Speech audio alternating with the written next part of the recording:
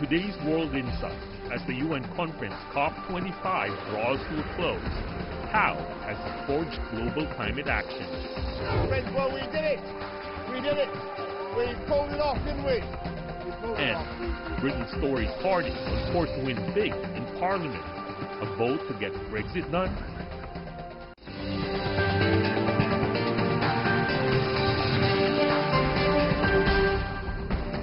Hello and welcome to World Insight, coming to you live on CGTN. I'm Michael Wong, standing in for Tian Wei. We begin today's program over in the Spanish capital of Madrid, where 2 weeks of UN climate negotiations have drawn to a close on Friday. So the question is, has this conference made any progress in stopping global warming? Well, before we get down to a talk on that, here are some of the highlights from this year's COP25.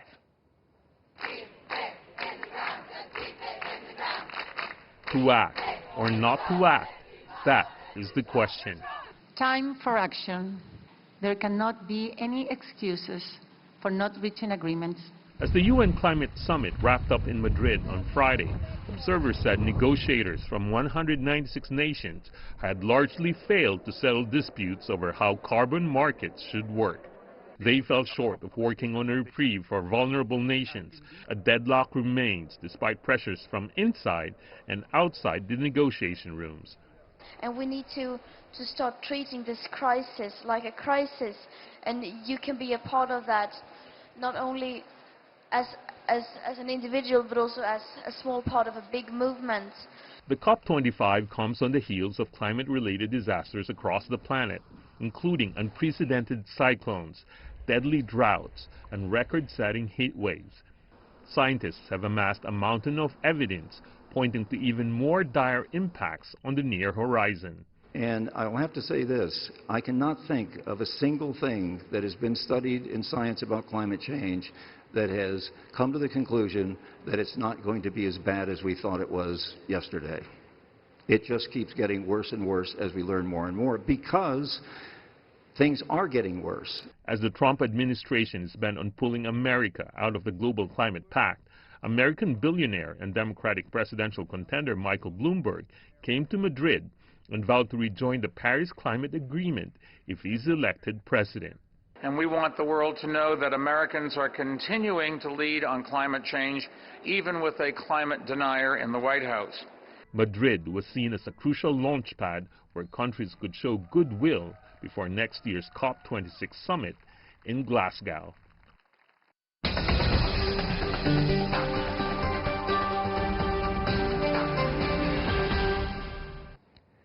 Right, so how has COP25 shaped the climate agenda overall for our planet? Let's bring in our panelists. With us here in our Beijing studio is Ms. Wu Changhua. She is the Chief Executive Officer of the Beijing Innovation Center. Also here in our Beijing studio is Professor Qi Ye of the School of Public Policy and Management at Tsinghua University. He's also the Director of the Institute of Public Policy over at the Hong Kong University of Science and Technology. And over in Madrid, on the ground at COP25, we have invited Jennifer Morgan. Jennifer is the Executive Director of Greenpeace International. Welcome to you all on this very timely and very important topic. Ms. Wu, I want to start with you. From the first COP meeting over in Germany 25 years ago, in 1995, how do you think COP25 has changed the dialogue on global climate change? There definitely has been a very interesting journey, and in the beginning I think we're mostly talking about how to manage the climate risk, trying to prevent climate disasters, crises. Now getting to where 25 years faster forward, we know we're already living in climate change, and we have to accelerate our actions on one side to mitigate emissions, and on the other side actually we have to learn how to adapt to climate change. And very importantly, I think the global community has agreed to come together and to really, look at the technology, finance, policy, and of course actions, deploy the actions and the technology solutions on the ground in order to make sure we catch up, not failing our future generation in a very bad manner. Yeah, I mean, acceleration is going to be key, and next year we need to be implementing the Paris Agreement. Professor Qi, how optimistic are you in terms of how well we can implement this agreement come 2020, which is just a few weeks away?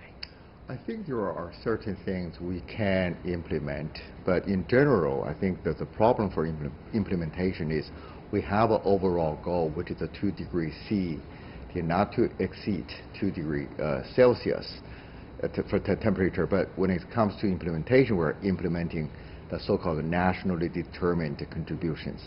It's really up to each different countries. It's not binding. It is not binding, right? It then depends on the countries. Some countries, they are taking this very seriously, and the implementation is expected to be good. And some other countries, they're not really taking this very seriously. That would be the problem. I think one of the sticking points for the COP25 is to see whether or not we can implement the Article 6, right? Coming up with the rules. I think that is very critical. And so far we have not heard any good news yet. Article 6, the one you refer to in terms of pricing carbon around the world, that is exactly the stickler right now. Exactly, right. That's about the international carbon market mechanism, as we know, actually. So we had the Kyoto Protocol, we had a clean development mechanism, so we had a carbon market, and we call it market-based instruments that's sort of integrated in the global climate landscape there. Then what's next, right? We need to figure out how do we make sure there is going to be continuity of international market mechanism still there playing its role. In the meantime, the legacy issue, how to connect the CDM mechanism and the achievements, whatever has been achieved, and connect with the future mechanism. Jennifer, I want to bring you into the conversation as well, because obviously the very big elephant in the room is the United States backing out of the Paris Agreement. How optimistic are you in terms of how well we can go forward with tackling climate change if the world's largest economy is not party right now to the Paris agreements? Well, I think that it's very good that the Paris Agreement has moved forward. That's a beacon for multilateralism around the world, and you are seeing countries starting to implement in different levels of intensity. Obviously, the United States, as the world's largest historical emitter, has a responsibility and must come back into this agreement. But it's not as if there aren't things happening in the U.S. Right now on the ground, very large states moving forward. And I think that will assist as the U.S. moves forward in trying to come back in. But you know, the world can't wait for them. The world has to move forward. It shouldn't be held back by one country, especially when tackling climate change is such an economic opportunity, drives innovation, cleans up polluted air. There's lots of reasons why to act. And this is why I think the Chinese delegation also at COP25 spoke about perhaps that the world does not want to see unilateralism when it comes to climate change issues. Well, China and the European Union at the COP25 have also banded together in meeting targets set in the Paris Agreement. That's despite, of course, some of the political and trade challenges that we are seeing around the world right now. Now, one European Commission executive certainly minced no words in stressing China's role in tackling climate change. Take a listen to this first. Without China, there would be no Paris Agreement. China is one of the founding fathers, if I could call it that, of the Paris Agreement, which comes also with a responsibility to make it happen. And I still have the sense, when I talk to the Chinese delegation, that there is a strong feeling of responsibility also in China for the Paris Agreement. So let's work together. Let's show that the European Union and China jointly can make a success out of the Paris Agreement.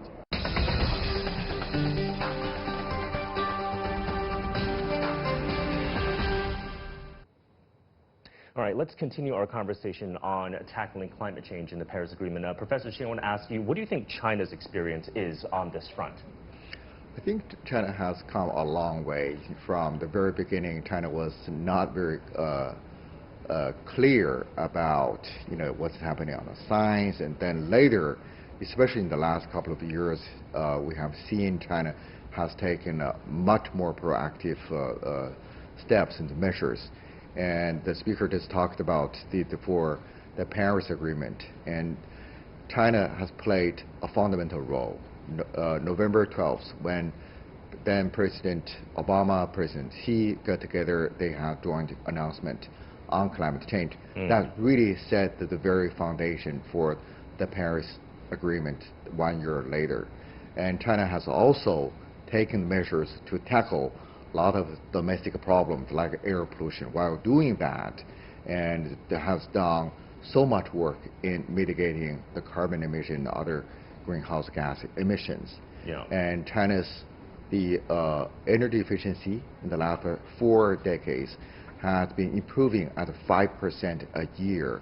So there is no other major economies has such very rapid improvement in energy efficiency, renewable energy, and for the last decade, China has been the greatest investor on renewable energy, particularly wind and solar, contributing to 30% to even 1/3 of the global investment in clean energy. I think there's so much that China has done, but like the speaker said, we need more. The world really needs to do more, and we need to do this together.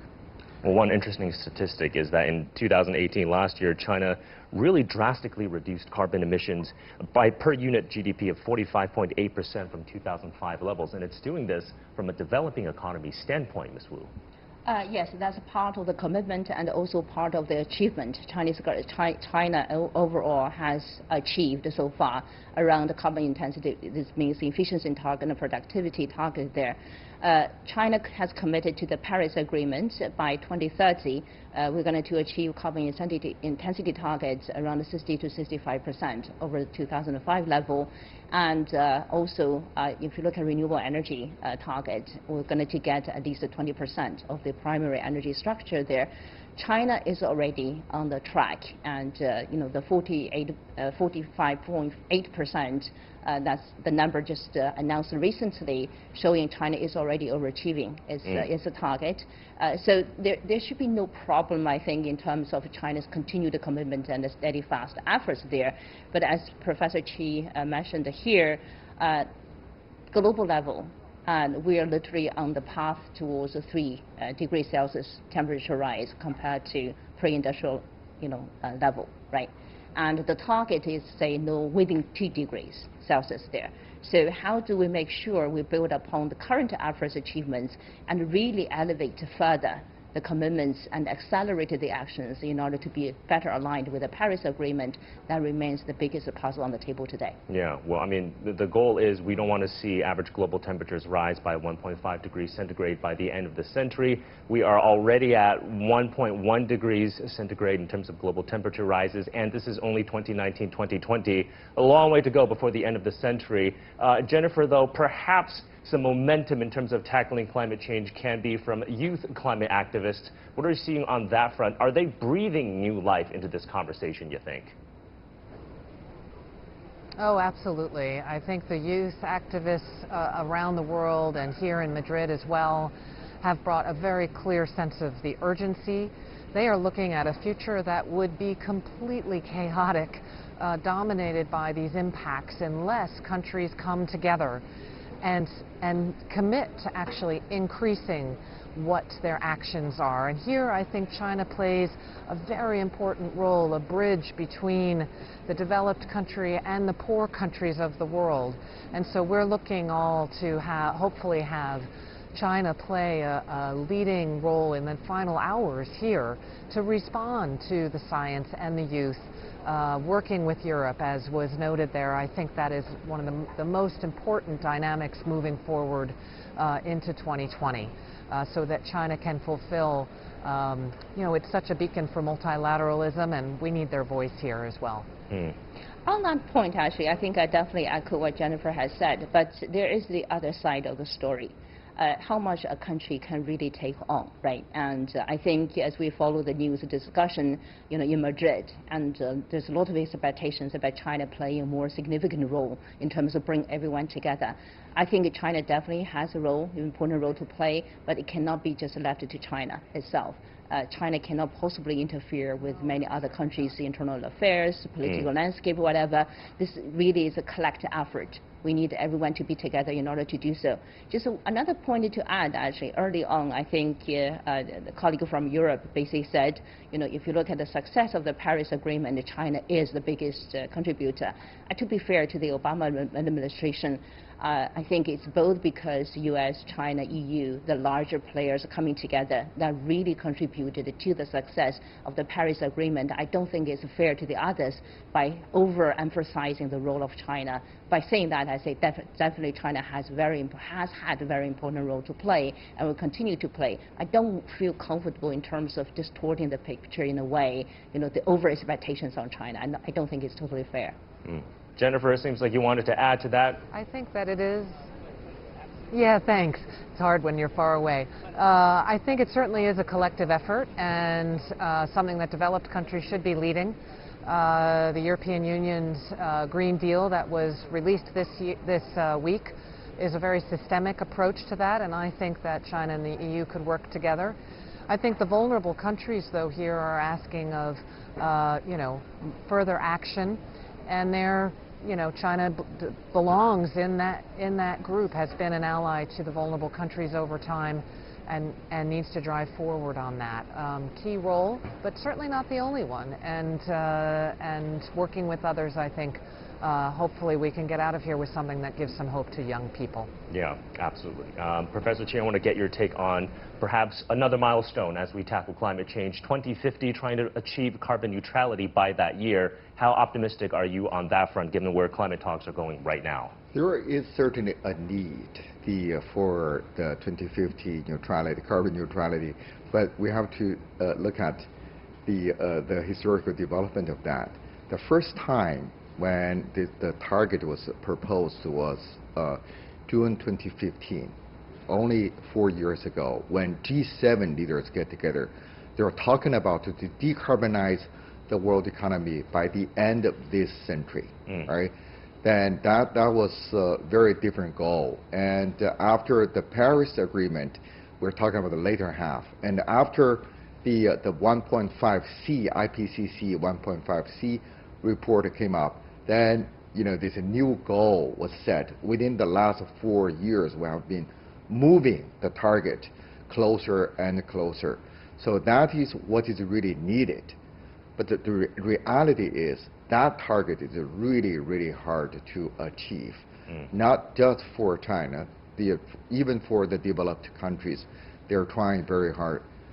UK is by now perhaps the leading one who made legislation to achieve that.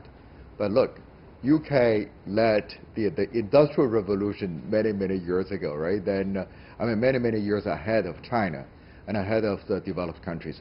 So we have to look at the reality.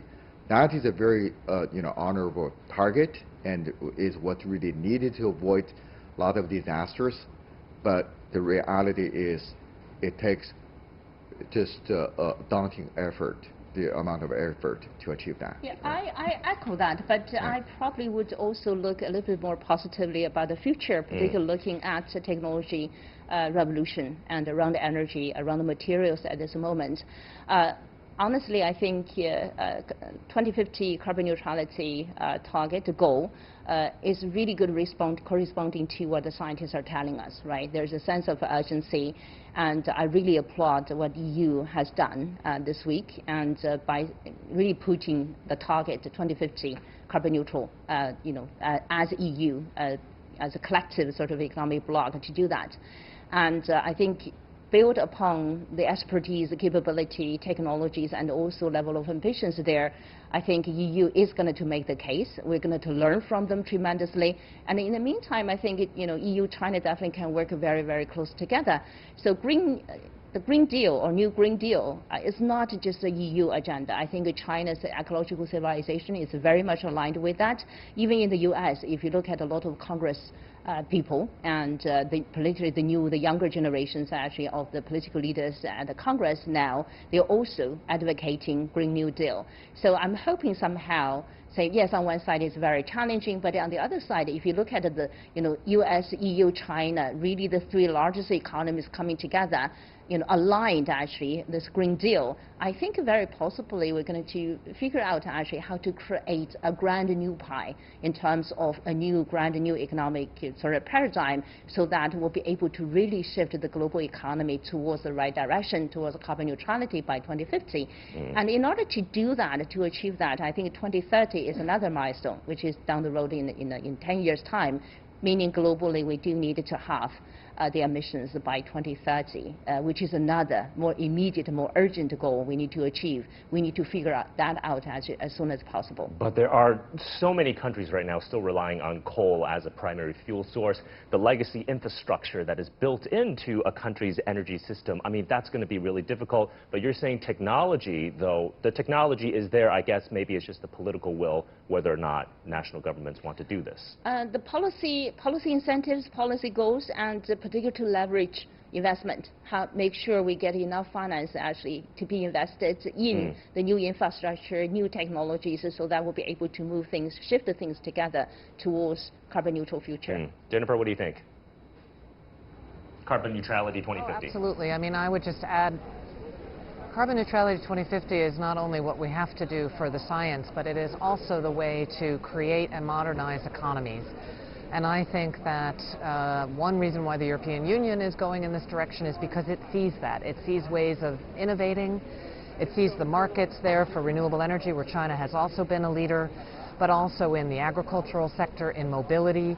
So it really is about a green race into the future. And I think that getting that in place, and those benefits, if you start calculating in the costs of the air pollution to people's health, and you start looking at this potential stranded assets of continuing to invest in coal when you know you need to go in this other direction, then the economics and the science come together, and that's the way that we need to also work together to have people come with us. China has been really done good work on reducing coal over the years. Last year there was a slight uptick.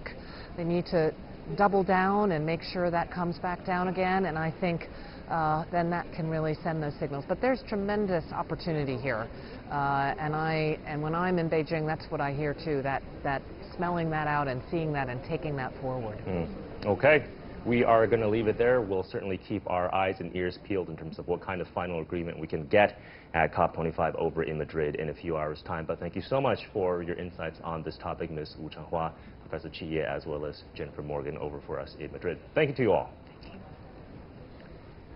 You're watching World Insight. Still to come here on our program.